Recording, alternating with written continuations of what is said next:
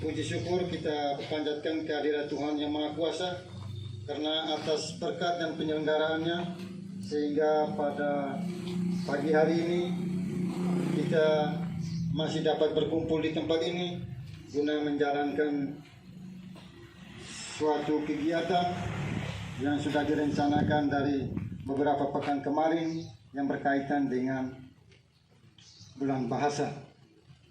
Saudara-saudari yang saya hormati, hari ini tanggal 24 Oktober 2022 dalam nuansa yang sangat bersahaja bertempat di SMA Katolik BND, kegiatan bulan bahasa tahun 2022 akan dibuka dengan resmi dan legal dalam pelaksanaannya. Untuk itu, sebagai pimpinan sekolah seizin kita semua dengan memohon rahmat dan berkat Tuhan, kegiatan lomba bulan bahasa tahun 2022 saya nyatakan dibuka dengan resmi. Sekian dan terima kasih.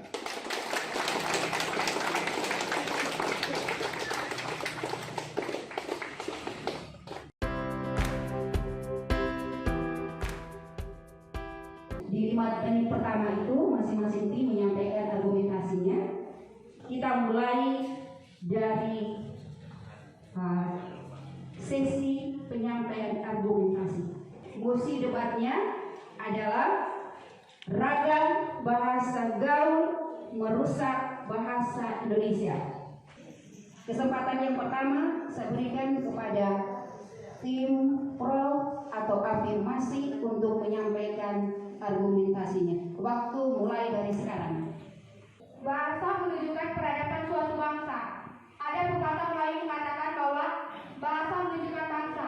Maksudnya ialah kesopanan dalam bahasa menunjukkan peradaban suatu bangsa atau tingginya martabat seseorang. Seseorang yang menggunakan bahasa gaul berarti seseorang yang sudah tidak mempedulikan pembinaan bahasa Indonesia.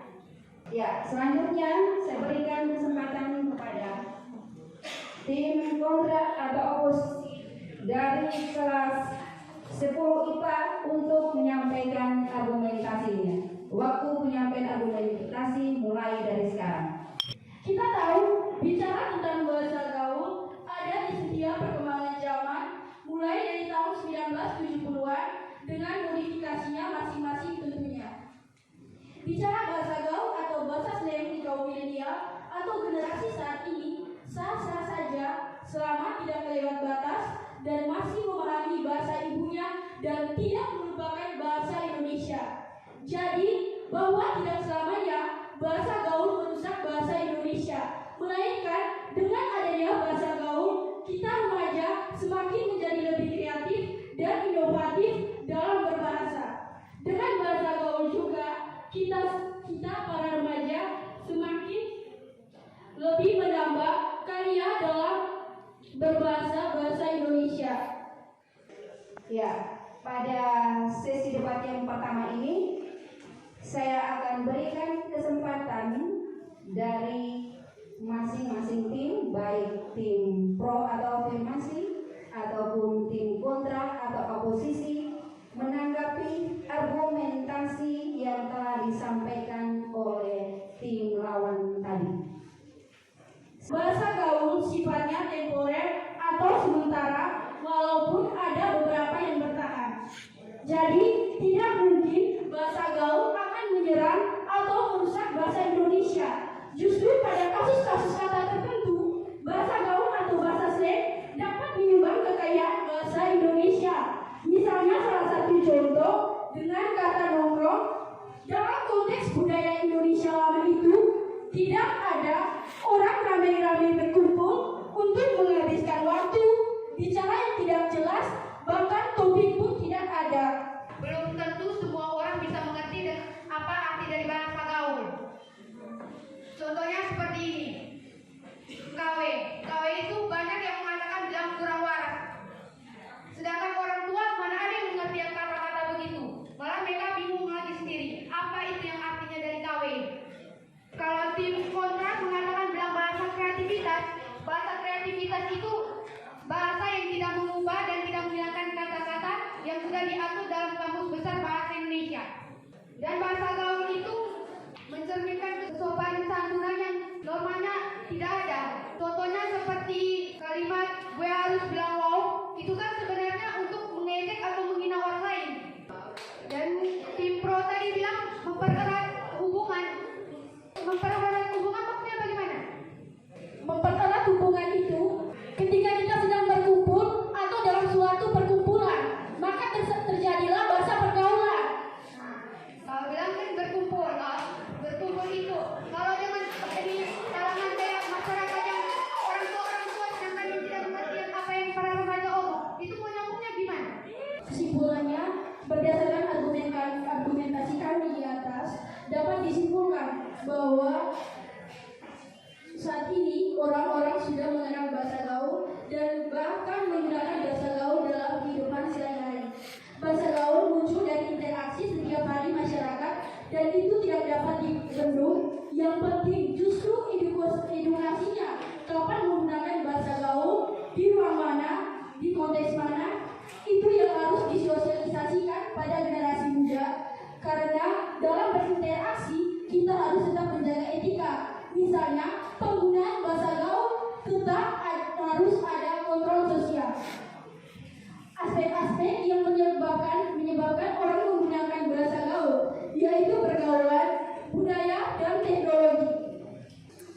Kami tidak setuju dengan bahasa gaul dapat merusak bahasa Indonesia. Menurut kami, penggunaan bahasa gaul dapat membuat remaja semakin kreatif, terlepas dari mengganggu atau tidaknya bahasa tersebut. Asalkan digunakan dalam situasi, kondisi, dan waktu yang tepat, bahasa gaul tersebut tidak dipermasalahkan. Selain itu, penggunaan bahasa gaul juga tidak selamanya akan kekal. Bahasa gaul itu bisa saja hilang, seperti bahasa gaul tahun 90-an. Contohnya homofobis. Sekarang sudah tidak dipergunakan lagi karena tidak sesuai dengan keadaan sekarang dan zaman sekarang. Kita tahu bahwa bahasa gaul pada umumnya merupakan sarana komunikasi antara kalangan remaja dan memiliki bahasa tersendiri. Bahasa gaul merupakan cabang dari bahasa Indonesia yang diubah kata-katanya menjadi sedemikian rupa dan hanya dimengerti oleh kalangan para remaja saja. Contohnya kosakata khas, aku, gue, penghilangan huruf awal, sama, ama, penghilangan huruf H, hangat, angat, mengganti huruf A dan E, pakai, pakai, pengganti diftong. Bahasa gaul mengakibatkan bahasa yang digunakan menjadi tidak baik dan tidak benar. Bahasa gaul dapat mengancam persatuan, yaitu bahasa Indonesia tersendiri. Kita tahu bahwa bahasa Indonesia sudah memiliki banyak kosakata dan merupakan bahasa nasional negara kita dan identitas bangsa kita. Ada yang salah menggunakan bahasa gaul dan tidak membulikan bahasa baku sesuai Kamus Besar Bahasa Indonesia. Tadi kalian menjelaskan bahwa bahasa Indonesia itu digunakan dalam membuat laporan atau mengerjakan tugas. Sedangkan bahasa kita seharian saja di sekolah ini, kita belum benar-benar menggunakan bahasa Indonesia yang baik, masih bercampur dengan bahasa daerah dan bahasa gaul lainnya. Baik, terima kasih. Saat membacakan argumen kami, mosinya perkembangan teknologi berdampak buruk terhadap kehidupan sosial remaja. Manusia menggunakan teknologi karena berakal dengan akalnya, ingin keluar dari masalah, ingin hidup lebih aman, dan sebagainya.